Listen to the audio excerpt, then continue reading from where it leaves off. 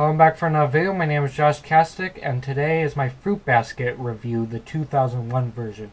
So the story follows a girl named Tohru, where years before, when she was really little, her father died at a young age, and then during junior high, the last year of junior high, her mother died to an accident, and so she decides to move in with her grandfather.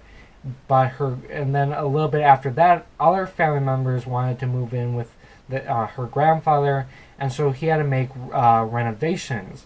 Well, Tohru decided to live on her own because she had a job, but she didn't have enough money to pay for an apartment, so she buys a tent and lives outside, and that's kind of where we're at.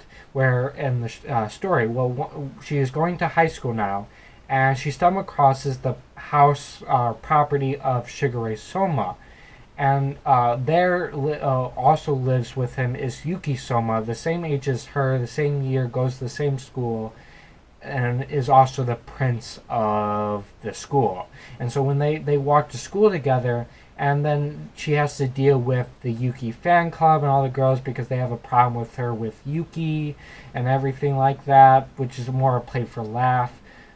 But Yuki doesn't want to be the prince of the school. He keeps all his feelings to himself because we get to know a little bit about his backstory a little bit later. But he never really smiles. He doesn't want to be around people and stuff like that. Just wants to be to himself. But he met Tohru and starts to kind of break that stuff down, start to open up more, and even smile because of Tohru. And then also there at school is her two best friends, Ariza and Saki. Now Saki loves wearing black, and she has this mysterious power to sense people's tensions or spirit, what's inside them, like is it good or bad, through electric signals, as she describes it. And that's kind of another thing. Well, after school and after work, she goes to her tent where Yuki and Shigure discover her, and they tell her, hey, this is their kind of the property because this is all the Sohma family. The Sohma family is huge, and they all own this land. Now, it's a clan, so for instance, Shigure is not really related to Yuki, if you understand how clans work, where you have like an ancestor and it all goes down, stuff like that. So they're not really related or anything like that, but we will find out later why Yuki actually lives with Shigure. But so Shigure or Shigure, I can't remember. The pronunciations are weird, but I can't remember exactly where it was at. But then her tent gets caught in a landslide, and so Yuki tries to help get all the stuff out of the tent with the help of rats. Which will come to. I'll explain that later. But then they ask Tohru to move into the extra room they have in the house. Well, on that day, Kyo Sohma shows up and tries to battle Yuki.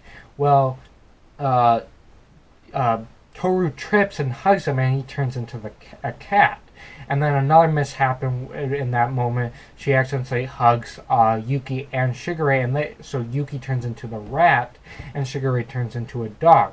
See, they're possessed by the spirits of the zodiac, and see, the entire Sohma family is cursed, and certain family members become possessed by the spirits of the zodiac.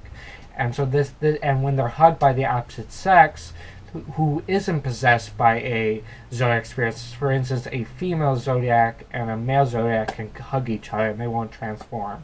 But that's that's kind of the thing. Well, the reason why Kyo wants to battle Yuki, well, in the zodiac kind of story, you have the god or whatever of the zodiac, and this god was alone, but then a cat shows up and kind of befriends it and decides that he wants to become friends with other animals. The god wants to become friends with other animals, and so other animals show up and become friends. Well, it wants to create these banquet of all these different animals.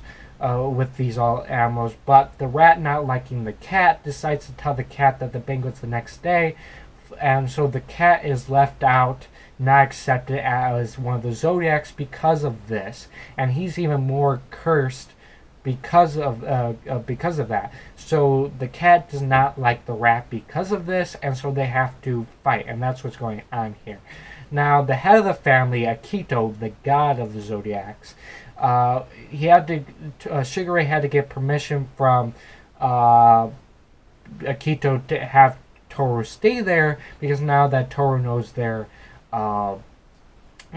curse, and so, but the Akito allows her to stay there and not have Hitori, who we'll find out later, erase her memories, like he had to do for a bunch of friends that found out Yuki's secret and stuff.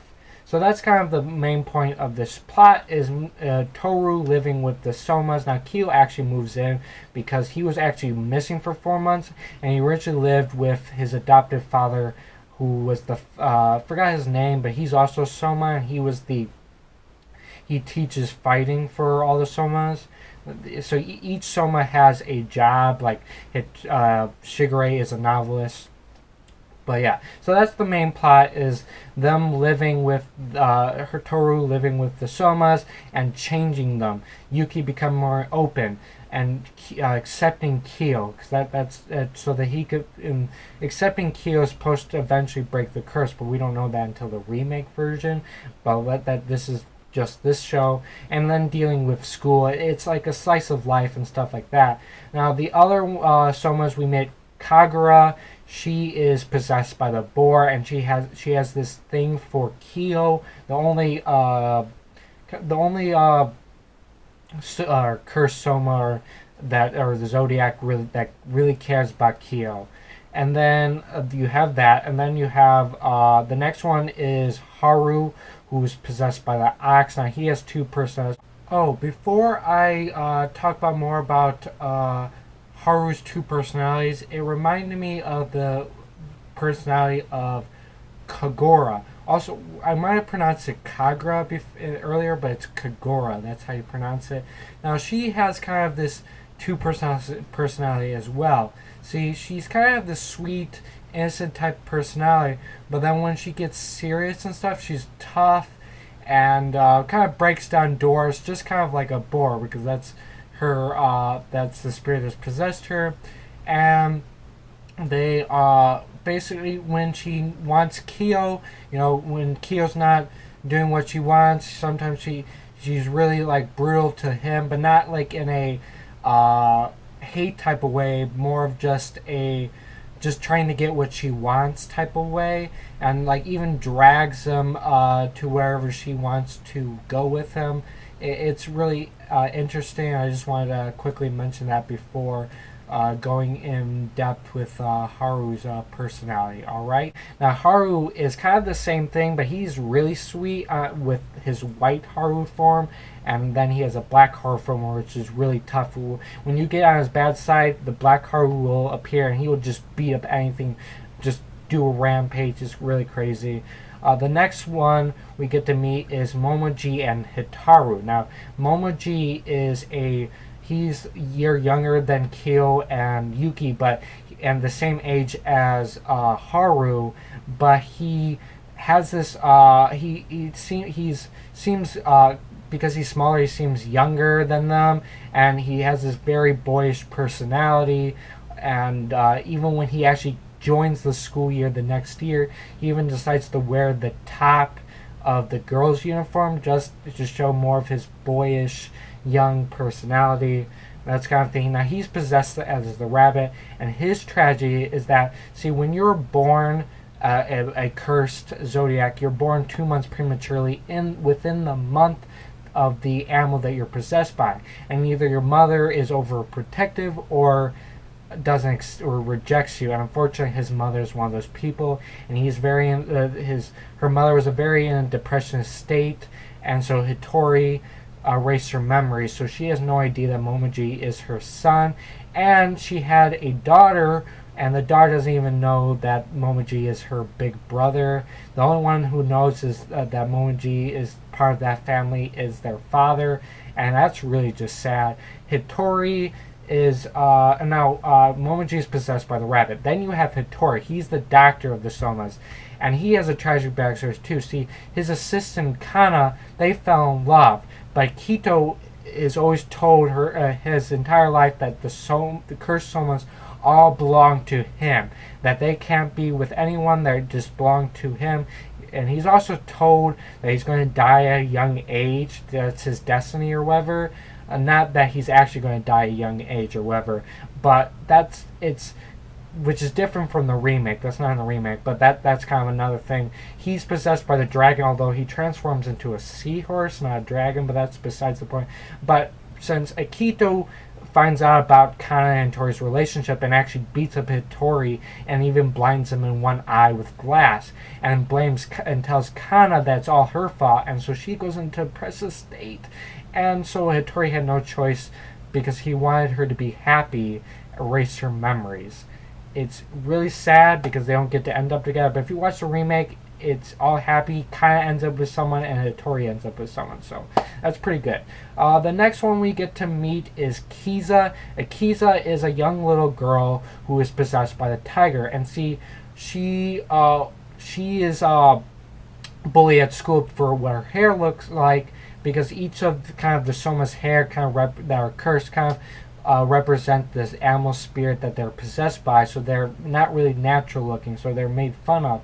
And then every time she speaks, all the other kids ignore her and then laugh at her, and so she stopped speaking, became kind of mute, because she felt like anything she said will be laughed at or whatever. But Tohru actually helps her and even tells her mom, who her mom was kind of giving up on her and was on the verge of abandoning her because she couldn't handle it anymore. Tohru tells her what Kiza's feeling, and this allows Kiza to finally open up more and even start to talk again, and even treats Tohru as her big sister. It's really cool. The next someone we get to meet is Hiro. He's the same age as Kiza, and he actually has a thing for Kiza, but he has a very rude attitude, bossing people around, stuff like that, even telling doesn't like Tohru. Well, the reason why is because he has feelings for Kiza, and he told Akito, and Akito beat up Kiza, and so Akito tried to avoid her because he didn't want her to get any hurt anymore, and this allowed bullying for her more. But then Tohru helped her, and that's why Hiro doesn't like her, because he wanted to help her and not her. But he eventually changes, but that's more in the remake. Also, I forgot to mention one thing about Hiro. First, Hiro is possessed by the lamb, and also he seems to be the only one in the family that isn't, parents-wise, isn't brutal or didn't accept him. In fact, when he was born, his mother says, "I love lamb." So it's really sweet that he out of all these families, his family's probably the least hurt by this, or least tragic, I have to say. But yeah, I just want to quickly mention that. All right, the last person we get to meet for the Sohmas that are cursed, because the rest are actually in the remake, is Riku Sohma. And oh no, I forgot about Yuki's brother, Ayame. Ayame, he's the same age as Shigure and Hattori, the other third member that kind of grew up together, went to high school. He owns a shop that makes clothing for women, and he works with an assistant who he actually ends up with in the remake version, not in this one, but I forgot her name was, but that's besides the point. I forgot. He's possessed by the snake, and he also wants to help out his brother, but they don't really see eye to eye. Well, because he was actually we don't really find out more in the remake version, but both him and his parents kind of abandoned Yuki, and Yuki lives with Akito, and Akito kind of abused him and beat him up and stuff, and so that's why he lives with Shigure, because he kind of ran away and stuff. That's I forgot to mention that. Then we meet Riku, who is loudmouth, kind of like Kyo, because Kyo has, like I said, has more of a Kyo has this personality where he's very loud, kind of rude, very obnoxious type thing. But Riku is obnoxious in the way that he's a worrywart. He's not confident. He's really loud and says sorry. Thinks everything he does is wrong, and he wants to be punished or whatever. And he wears girls' clothing and grows out his hair to feel. I don't know exactly why. It makes him feel stronger or something. I don't know. But if you watch the remake, he actually at the end starts wearing guys' clothes and cut his hair. But that's because he fell in love with Shigure's editor. So that's kind of who she's kind of has the same personality as Riku. So, but that's kind of the last one. So the last bit of the series is kind of Kyo's adopted father shows up and wants to prove that Tohru can actually accept the Sohmas, actually change them. And so he takes off the bracelet off of Kyo's arm right in front of Tohru, and he transforms into his other cursed form, a huge giant beast that only is locked by the thing in his around his wrist. And well, Tohru kind of runs after him into the forest after he runs away. But I like it better in the original, because in the original she actually does run to him, while in this one she doesn't actually run to him. She runs into the forest, and then she's stopped by Kito, who tells her off that you can't help us, you need to get out of here, go away, or whatever, and stuff like that. And then she kind of runs to her mother's gravesite, where her friends show up to tell her that you need to go do what you need to do. And that kind of gets her to go and find Kyo. But then Yuki shows up, also trying to accept him too, I think, because, you know, they're always fighting and he wants to change this relationship somewhat. I mean, they still kind of will fight or whatever. And so Kyo tries to run away again, but Yuki grabs him so that Tohru could tell him her true feelings. And then they kind of go back, and she's going to live with them. But then they have to talk to Kita about that, telling her that, and Tohru talks to Kita with all Yuki and Shigure and all of them to tell him that she's going to stay with the Sohmas and all that, which gets her really annoyed, and Kita tries to attack her. But Yuki and Shigure kind of stop him, and that's when she reveals that she's going to die he's going to reveals that he was told he's going to die at a young age or whatever. But Tohru gets to him by saying that he is going to that he could pick his own path. And then all the characters kind of leave with, except for Kita, obviously, because that's the home that he is at. And it kind of shows that they're going to go off in the distance, continue the story, and live her life with the Sohmas. And that's kind of how it ends. But I prefer in the original, because she does actually go straight to Kyo, really showing her acceptance of him. And while in this one, it doesn't really feel that way, you know. So that's why I don't like specifically how this ended, but like I said, I still technically enjoyed it, even though I enjoyed the remake better. I like the characters, and I enjoyed everything about it. I think it has really good writing, even though it's not more a super action type of thing. I just really love the story, even though it's not something I would usually watch or anything like that. But I definitely recommend it, but I recommend the remake more. But you should definitely check out both just to see the differences between the original and the remake. And I'll technically go over some of the differences in the next video for the remake. But that's pretty much everything, guys. Well, I hope you enjoyed this video. If you did, please leave a like. If you are new, subscribe and hit the notification bell so you're notified for my next upload. My YouTube channel, website link, my Twitter, my Snapchat, and Instagram are all in the description as always. And thank you. Goodbye.